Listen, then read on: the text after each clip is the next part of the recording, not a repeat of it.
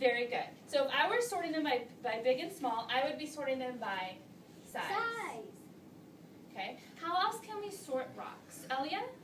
The same color. By color. Excellent. Color. Size. Color. Anything else that comes to mind, Aiden? What kind of rock it is? Maybe what kind it is.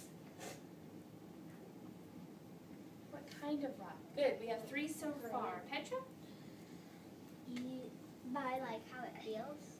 By how it feels. Does anybody know what that word is when we're talking about rocks? Smooth, It's rough, but no, it's called texture. bumpy. Texture, yes. By the texture of the rock. What does it feel like? It's texture. Very good. Fiona? Maybe if you can scratch stuff on it, off it, or maybe if we can't. Yes, and that was there's another science word that went with that.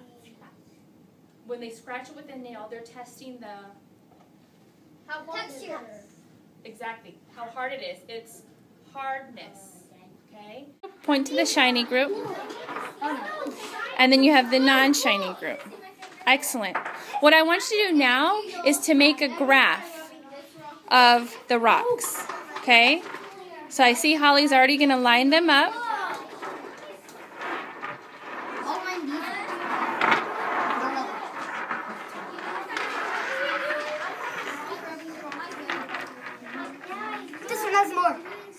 Good. That one does have more. How many more does it have? 1, 2, 3, 4, 5, 6, 7, 8. 1, 2, 3, 4, 5, 6, 7, 8. 7. This one has How are you guys sorting your rocks? smell. By smell? I didn't know that rocks smell. Like shampoo and chocolate. I scraped the rock and it smells like kind of like smoke. Raise your hand if you sorted them by color. Yes. Was there a certain group of rocks you wanted to sort by color versus the other ones? Fiona, which one did you want to sort by color? The little ones, because they had a lot of different colors. Yes. So maybe your mind was already, as you're walking up to the table, probably was already thinking, I see red ones, I see blue ones. Your mind was already grouping them.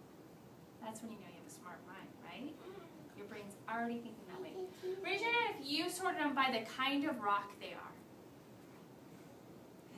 Nobody. I wonder why. Why didn't we do that?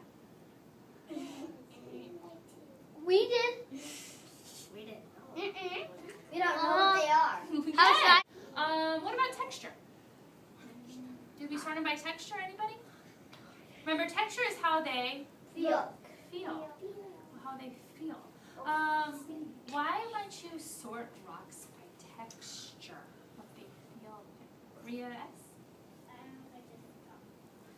Why might you sort something by how it feels? Fiona? By if it's pointy or Yes. if it's just smooth and has no bumps. Yes. But why would you do that? What would be the purpose of somebody sorting something by how it feels? Because if they're building a countertop and it's too bumpy, no one can put bowls or plates on it. Very good point. Excellent. Yes. So there is a reason that we're sorting these. Okay, how about hardness? How hard they were. Did anybody sort the rocks by whether they were soft or hard? No, that's a reason. Yes. And that was probably the noisiest part of our day, right? That was. But sometimes That being was fun. a scientist and doing things that way, you kind of have to get noisy. Why would someone sort rocks?